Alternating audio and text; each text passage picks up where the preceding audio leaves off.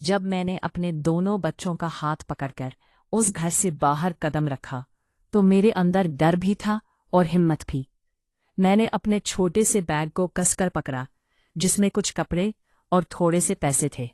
सड़क पर चलते हुए मेरी आंखों में डर की चमक थी, लेकिन मेरे बच्चों के मासूम चेहरों ने मुझे आगे बढ़ने की प्रेरणा दी। मेरा बेटा जो मेरे हाथ को मजबूती से पकड़ रहा था और मेरी छोटी बेटी जो मेरी गोद में सो रही थी, मुझे हर बार याद दिलाते थे कि मुझे सिर्फ उनके लिए जीना है। हम जब एक बस स्टैंड पर पहुंचे तो मेरी सोच ने मुझे घेर लिया। मैं अब कहाँ जाऊं? कोई फोन नंबर नहीं, कोई सहारा नहीं, बस एक छोटी सी उम्मीद थी जो मेरे दिल में पल रही थी। मैंने अपने बेटे से कहा, बेटा, हम अब नई जगह जाएंगे, नई जिंदगी शुरू करेंगे। उसकी मासूमियत में छिपी चिंता ने मेरे दिल को चीर दिया। अम्मी, अब कोई आपको मारेगा तो नहीं? उसने पूछा। मैंने उसे गले लगाया। उसकी नन्ही आवाज में गहराई से छिपी डर को महसूस करते हुए कहा, नहीं बेटा, अब कोई नहीं मारेगा। बस में बैठने का निर्णय लेते हुए मुझे खुद नहीं पता था कि मैं कहाँ जा रही हूँ। बस चल पड़ी और मैं खिड़की से बाहर देखने लगी, जैसे मैं अपने अतीत को पीछे छोड़ने की कोशिश कर रही हूँ। पुराने दर्द, डर और आंसू जैसे मेरी आंखों के सामने थे, लेकिन अब मैं खुद को मजबूत महसूस करने लगी थी। कुछ घंटों बाद जब मैं एक छोटे से शहर में उतरी तो वहां कोई मुझे नहीं जानता था।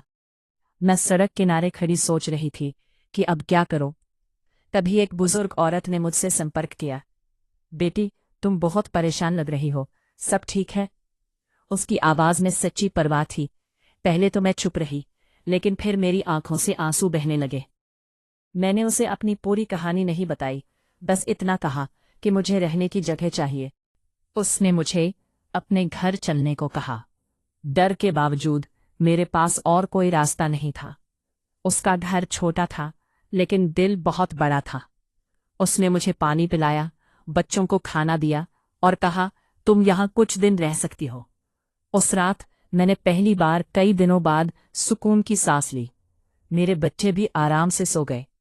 मैं आसमान की तरफ देख रही थी और अल्लाह का शुक्र अदा कर रही थी। अगले दिन मैंने काम ढूंढने का फैसला किया। मैंने घर घर जाकर पूछा कि क्या मुझे कोई काम मिल सकता है। कुछ लोगों ने मना कर दिया, लेकिन एक घर में मुझे बर्तन धोने और सफाई का काम मिल गया। काम छोटा था, लेकिन मेरे लिए यह बड़ा सहारा था। मैंने मेहनत से काम करना शुरू किया। सुबह बच्चों को संभालती, फिर काम पर जाती, शाम को वापस आती। धीरे धीरे मेरी जिंदगी पटरी पर आने लगी। मेरा बेटा अब स्कूल जाने की जिद करने लगा। मैंने पास के सरकारी स्कूल में उसका दाखिला करा दिया। जब वो पहली बार स्कूल यूनिफॉर्म पहनकर मेरे सामने आया तो मेरी आंखों में खुशी के आंसू आ गए। मेरी बेटी भी धीरे धीरे बड़ी होने लगी। उसकी मुस्कान ने मेरे दिन भर की थकान मिटा दी। समय बीतता गया, मैं मेहनत करती रही। कभी कभी मुझे अपने पुराने दिन याद आते और मैं डर जाती, लेकिन फिर खुद को संभाल लेती। एक दिन मुझे एक सिलाई सेंटर के बारे में पता चला। मैंने वहां जाकर सिलाई सीखना शुरू किया। दिन में काम करती और शाम को सिलाई सीखती। कुछ महीनों बाद मैं अच्छे से कपड़े सिलने लगी। धीरे धीरे लोगों ने मुझे छोटे छोटे ऑर्डर देने शुरू कर दिए। अब मेरी आमदनी थोड़ी बढ़ गई। मैंने एक छोटा सा कमरा किराए पर ले लिया। जब मैंने अपने बच्चों के साथ उस नए कमरे में कदम रखा तो मुझे लगा जैसे मैंने जिंदगी की सबसे बड़ी जीत हासिल कर ली हो। मेरा बेटा अब समझदार हो गया था। वो पढ़ाई में अच्छा करने लगा।